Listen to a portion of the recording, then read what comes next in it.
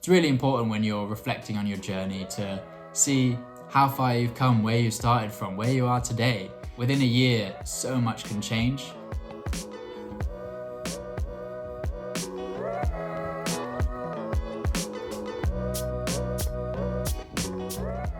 I've been running consistently for just over a year now, and I wanted to share with you my journey from day one to where I am today, highlight some of the struggles and setbacks and obstacles that I faced over the past year, and hopefully inspire somebody out there who's just getting started in their running journey to show you what consistent training can achieve. It all started when I was made redundant from my work. From there, I took 6 months off and went traveling around Southeast Asia, which was an incredible journey. However, upon returning from that journey, I'd basically found that my fitness had deteriorated, and I knew that I needed to get my butt into gear if I wanted to get any sort of fitness back. I'd become very interested in running, and I decided that I would make a commitment to running consistently. I didn't have any specific goal in mind when I started. I just wanted to be able to be a bit faster and fitter than I was at that point. I remember one of the first hard runs I did was a 5K, and my time was 28 minutes.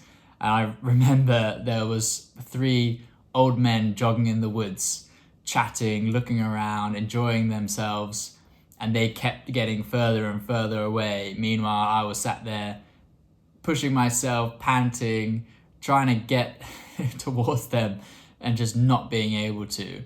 But either way, up until that point, I hadn't even been able to get a decent 5K.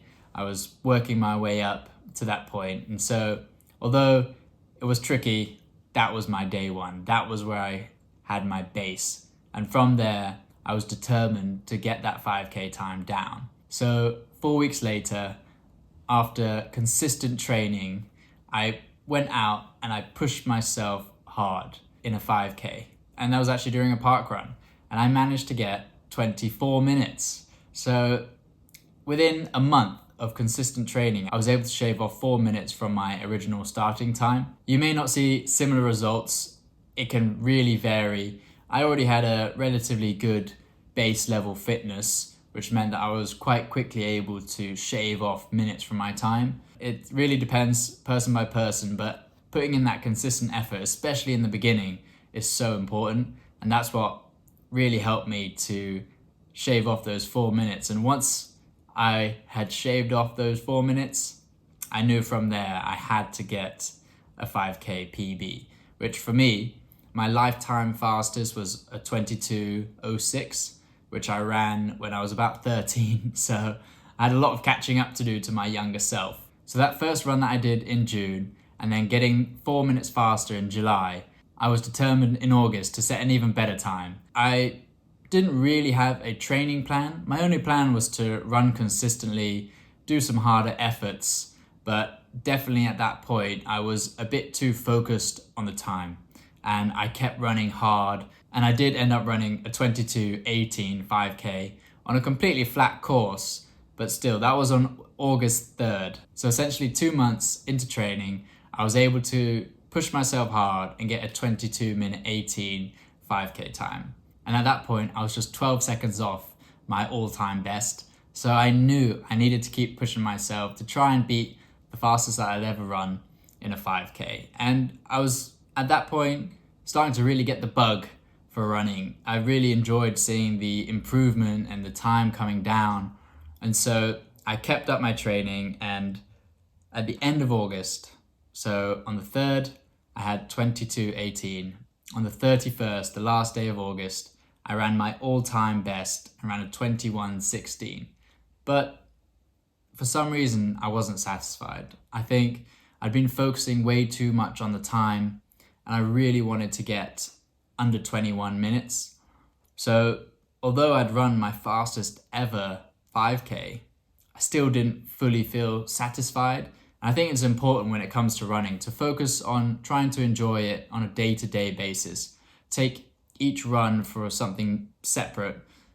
It can be good to and fun to train for a specific event with the goal of hitting a specific time, But at the end of the day, if you don't get that time, or you're slightly below where you had hoped to be, give yourself that space and still realize what you've done. If you've set a PB, but it wasn't maybe as big as you wanted, that's still a PB and it's still the fastest that you've ever run something. And I think that's something that I really missed during my running training, was celebrating the small wins. I was just a bit hard on myself and I wasn't able to fully appreciate all of the work that I'd put in and the result that I'd achieved.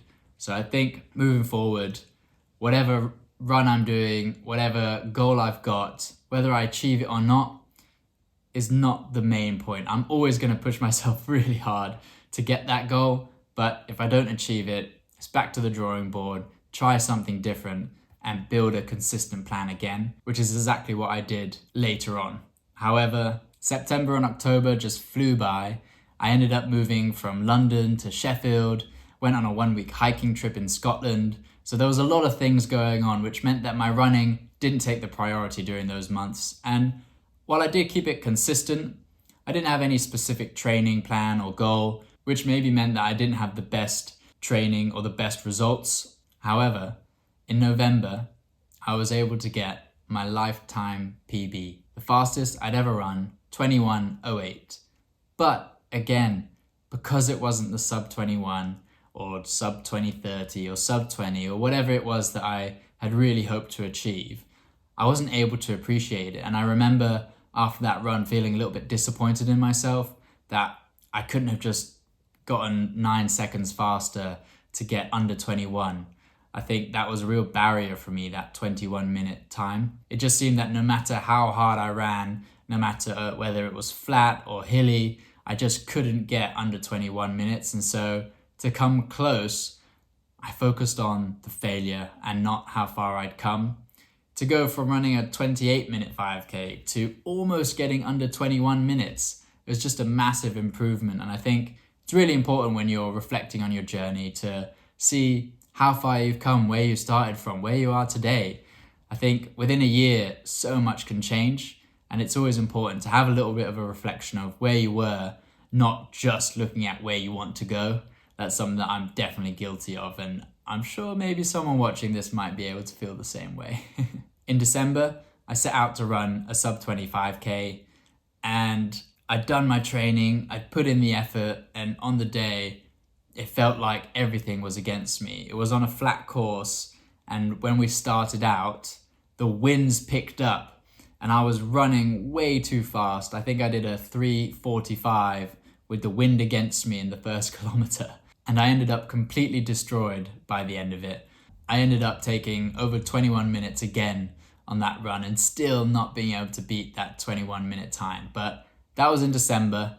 And at that point, I had booked in the Sheffield Half Marathon, which gave me something else to train and a little bit of peace of mind from the 5K PB attempts. Because honestly, I was just going and going and going, constantly trying to run as fast as I could, and it wasn't really getting me anywhere. You know, it took me 2 months to go from 28 to 22, but it felt like it was taking me forever to get from 22 to under 21. And so with that slow progress, I decided to shift my focus to the half marathon. I chased a goal of 1:45 in the half. Week by week, I built up my fitness, built up my training, and when it came to the half, I felt ready, I felt prepared. And although I kind of messed up my gels, I took one before the race and then just held on to one gel for the entire race. Wasn't exactly the best plan, but I did get my sub 1:45 goal. So I was really proud of that. And I think that was because I didn't have any hard expectations about the outcome. I was able to be really proud of myself and really satisfied with that goal. But after that half marathon, which was in March, I knew I had to come back, take all of the training that I built up for the half marathon and put it into getting a 5K PB, which is exactly what I did. 2 weeks after the half, I tried again to get a sub 25K and it didn't go to plan. I got 21:06, and again, I wasn't proud of that moment. I felt like I'd failed, but I'd actually run my fastest ever 5K. So I'd got a PB, but I still wasn't happy with it. And I think looking back on that, I really should have been proud of myself for making that progress, running my fastest ever time. And funnily enough, next month, I matched that time again, 21:06, the exact time. I wish I could have got a second or two off, but at that point, I was pretty fed up and I decided, okay, I'm gonna put 4 weeks, gonna build a plan, which I used ChatGPT to help me, and I'm gonna give it everything I've got to get to that sub 20. Lo and behold, from April 5th, 2025, getting a 21:06. On April 26th, I ran a 20:04 park run. However, on Strava, it was 19:58, which I was happy with at that point. I then obviously went back, did another 4-week training block, which I didn't necessarily have to do either. I could have just gone week after week to try and get that sub 20, and I might have got it, but I wanted to make sure I did it right. I put in another 4-week block, and then by the end of it, I was able to get 19:54 at a park run, an official time, and an official sub 20. So it took me a year to get to that sub 20 goal, and my journey had lots of ups and downs and lots of learnings throughout the way as well. I remember I never really had a training plan. I didn't really understand how to train either. And what I've understood throughout my training is that training by heart rate is really beneficial, at least for me.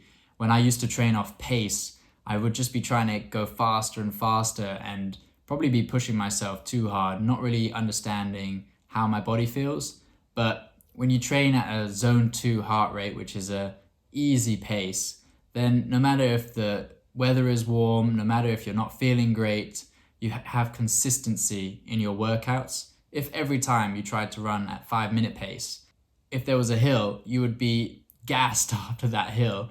You'd be so tired, but if it was downhill, it would feel easy. So it's just not consistent to run on pace. And so that's why right now I always train on heart rate, because it's consistent. Something else that also surprised me throughout this entire journey was that I really learned how to push myself hard. I used to complain when things were getting hard, when I felt tired. And now I've just come to understand that if I can talk, if I can think, then I'm probably not pushing myself to my limit. So part of improving my time came from finding that next gear where I can switch my brain off and really focus on just pushing as hard as I can. And that's so important when you're in those final kilometers of any race, really. Being able to lock in, to be focused and just push yourself to your limit and achieve things that you didn't think were possible. So the key really to seeing progress in your running is consistency. Running consistently is the one thing that is going to get you from where you are now to where you want to be, and in a sustainable way. Try and find yourself a plan that isn't pushing too hard and gives yourself time to build a solid foundation, because it's so important to get your technique right, so important to make sure that you're doing some strength and conditioning.